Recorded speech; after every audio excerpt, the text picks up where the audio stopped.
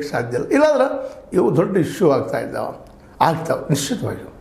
ಇದರಲ್ಲೇ ಉತ್ತರ ಕರ್ನಾಟಕದ ಶಾಸಕರ ಒಂದು ನಿಷ್ಕ್ರಿಯತೆ ಇರ್ಬೋದು, ಅಥವಾ ಹೋಗಿ ತಮ್ಮ ವ್ಯಕ್ತಿತ್ವನ ಬೆಳೆಸ್ಕೊಳ್ಳಾರ್ದು ಉಳಿದಿದ್ದಿರ್ಬೋದು, ಅಥವಾ ಲಾಬಿ ಮಾಡೋದು ಬರದೇ ಹೋಗಿರ್ಬೋದು. ವಿಶೇಷವಾಗಿ ದಕ್ಷಿಣ ಕರ್ನಾಟಕದಲ್ಲಿ ಸಮೀಪ ಇರೋದ್ರಿಂದಾಗಿ ಆ ಶಾಸಕರ ಬಗ್ಗೆ ಹೊಂದಾಣಿಕೆ ಏನೋ ಹಾಗೆ ಒಳ್ಳೆಯದಾಗ್ತದೆ. ಇದರ ಅರ್ಥ ಇಲ್ಲಿ ದಕ್ಷಿಣ ಕರ್ನಾಟಕದವ್ರನ್ನ ಆರೋಪ ಮಾಡಿಲ್ಲ ಅಂತಲ್ಲ, ಇಲ್ಲೇ ಬೇಳೂರವರು ಆರೋಪ ಮಾಡ್ತಾ ಇದ್ದಾರೆ.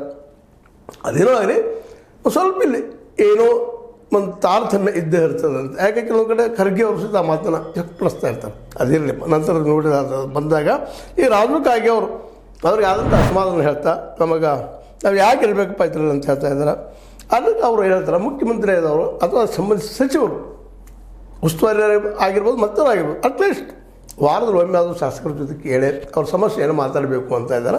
ಈ ದಿಶೆಯಲ್ಲಿ ಅವರು ಭಾಗವಹಿಸಬೇಕಾದ್ರೆ ಈಗಾಗಲೇ ಆ ದಿಶೆಯಲ್ಲೇ ಸಿದ್ದರಾಮಯ್ಯನವ್ರಿಗೆ ಇದು ನಮ್ಮ ಹೈಕಮಾಂಡದ ಎಚ್ಚರಿಕೆ ಕೊಟ್ಟದ. ಗರಮೂ ಆಗಿದೆ ಈ ವಿಷಯದಲ್ಲಿ. ನೀವು ಯಾಕೆ ಮಾತಾಡೋದಿಲ್ಲ, ಯಾಕೆ ಮಾತಾಡಿಸೋಲ್ಲ ಅವ್ರು, ನನಗಂತ ಯಾಕೆ ಸಮಸ್ಯೆ ಕ್ರಿಯೇಟ್ ಮಾಡ್ತಾಯಿದ್ದೀರಿ ಅನ್ನುವಂಥ ಮಾತಾಡ. ಯಾಕಂದರೆ ಬಿ ಆರ್ ಪಾಟೀಲ್ ಇದು ಫಸ್ಟ್ ಟೈಮ್ ಅಲ್ಲ, ಇದಕ್ಕಿಂತ ಸಾಕಷ್ಟು ಸಲ ಇವರು ಆರೋಪ ಮಾಡಿದ್ದಾರೆ ಇಂಥ ವಿಷಯದಲ್ಲಿ. ಅದಕ್ಕೆ ಸಿದ್ದರಾಮಯ್ಯವರು ಹೇಳಿದ್ದಾರೆ ಬಂದು ಮಾತಾಡ್ತೀನಿ ಹಾಗೆ ಹೇಗೆ ಅಂತೇಳಿ ಮಾತಾಡೋಗಿದ್ರು. ಅವರ ಏನು ಬೇಡಿಕೆಗಳಿದ್ದಾವೆ ಅವು ಏನು ಸಾಧ್ಯತೆಗಳ ಬಗ್ಗೆ ಚರ್ಚೆ ಮಾಡಿ ಪರಿಹಾರ ಮಾಡಬೇಕಾಗಿದ್ದು ಸಿದ್ದರಾಮಯ್ಯರ ಮತ್ತು ಆಯಾ ಉಸ್ತುವಾರಿ ಸಚಿವರ ಕೆಲಸ. ಅದು ಮಾಡಿದ್ರೆ ಈ ಒಂದು ಏನು ಭಿನ್ನಮತ ಅಂತೀವಲ್ಲ,